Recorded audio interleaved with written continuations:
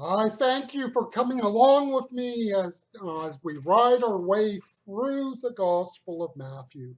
The story of Jesus as seen through Matthew, former tax collector, a sinner who found grace and mercy in Jesus Christ and his life was transformed. Of course, the reality is we don't really know what Matthew did with his faith. We know that he eventually wrote a gospel, so some maybe 30, 40 years after his decision to follow Jesus, he writes his book. And what that tells us is his faith was real, but it does not tell us what he actually did. And the myths and legends that emerge after the New Testament era about the apostles are simply myths and legends that I think could probably largely be dismissed as not based in any truth or reality. Matthew chapter 27, verses 6 to 10. Reading from the New American Standard Bible, a New Testament. And the chief priests took the pieces of silver and said, "It is not lawful to put them in the temple treasury, since it is the price of blood." And they counseled together and with the money bought the potter's field as a burial place for strangers. For this reason, the field has been called the field of blood to this day. Then that which was spoken through Jeremiah the prophet was fulfilled, saying, "And they took the 30 pieces of silver, the price of the one whose price had been set by the sons of Israel. And they gave them for the potter's field as the Lord directed us." The dilemma of the religious leaders was one that was real. The dilemma for them was that on the one hand, they had the liturgical concerns of the season. This was the most important, or one of the most important. This was a key point in the Jewish liturgical calendar, the Passover season. And then they had this issue of what to do with these coins that Judas returned. This was blood money.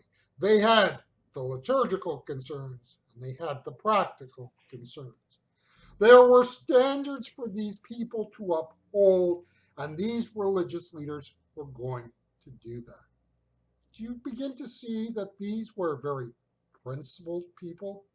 Do you see how being very principled is not necessarily being moral?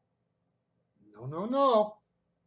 They took the money Judas Iscariot returned, and I think we could say in modern parlance, they invested it in a charity.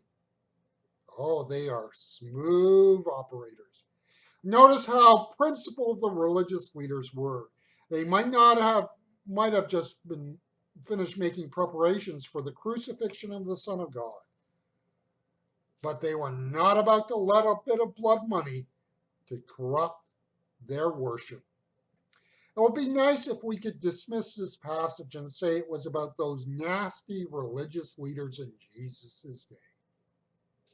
The reality is that church history is replete with examples of those who use the clerical office to further a less than godly agenda.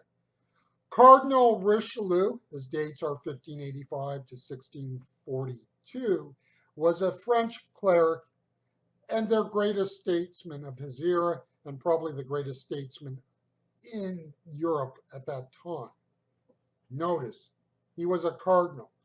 No, I don't mean if you're an NFL fan that he played wide receiver. I mean he was a church leader by virtue of the fact that he was a cardinal. You cannot understand and study and understand politics in this period of European history without dealing with him. Now, Cardinal Richelieu has an ongoing legacy because of a literary tie-in. One of my favorite stories that has been told many, many times on the silver screen, of course, is The Three Musketeers, and Cardinal Richelieu factors into that story. Richelieu was a giant in French history, but failed in his duties as a cleric. He was simply a famous example of a type that is found all throughout European church history. The religious leaders of Jesus' day who crucified him were simply people who used the office of religion to further a non-religious agenda. Now, we're not going to say there were not sincere Pharisees, for example, who were misguided in their zeal. We are not going to say that there were not Sadducees who were concerned for the sanctity of religious worship in the temple, and in the process lost sight of what the temple was to be about. I'm not saying all religious leaders, but I'm saying of those that were around Caiaphas, there was a certain cabal for whom this was about politics, pure and simple. They were politicians in liturgical robes who were in it for the spoils of power politics. We misunderstand the story of what happened to Jesus if we do not see that they were first and foremost men seeking the fruits of political power.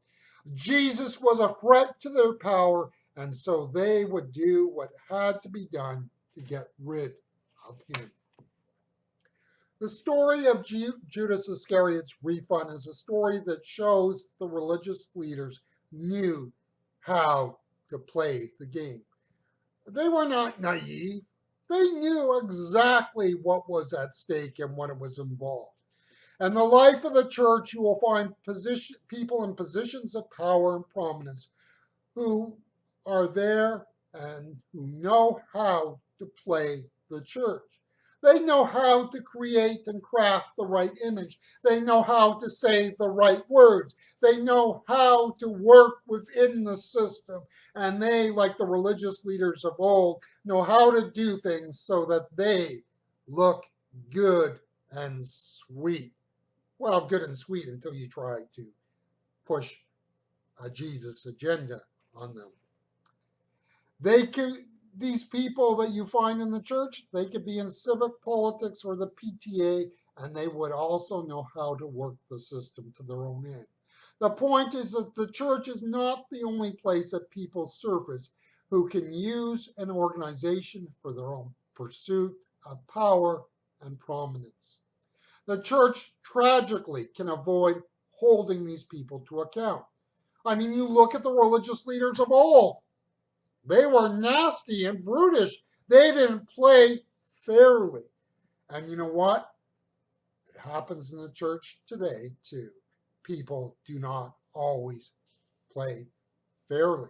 And because of that, we in the church are often reticent, reluctant, and not willing to challenge these people. We must not be naive as to what is in some churches.